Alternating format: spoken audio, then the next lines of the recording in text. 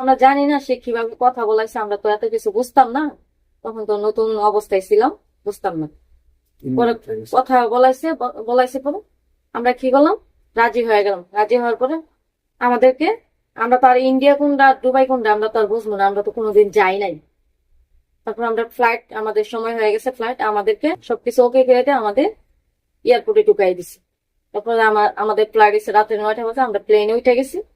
প্লেনে উঠে যাওয়ার পরে আমরা, বেশি সময় লাগে নাই, খুব তাড়াতাড়ি আমরা এয়ারপোর্টে নেমে গেছি। এয়ারপোর্টে নামার পরে একটা লোক আমাদের 5টা বান্ধবীকে প্রাইভেট কার নিয়ে আমাদেরকে রিসিভ করছে। রিসিভ করে এই যে প্রাইভেট কার যাইতেছে যাইতেছে যাইতেছে, প্রায় 1 থেকে 1.5 ঘন্টা 2 ঘন্টা হয়ে গেছে। যাইতেছে যাইতেছে, পরে হঠাৎ করে একটা গুয়া পড়ে গেছে, একবারে খুব গভীর একটা গুয়া। এই গুহা দিয়া প্রায় 1-2 কিলোর মতন গেছে। ওই গুহা দিয়া 1-2 কিলোর মতন গেছে।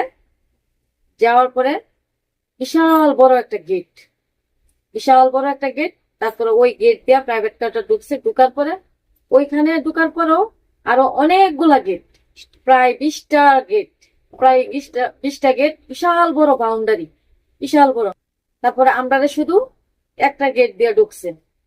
আর ওখানে তো আরো অনেক গেট আছে।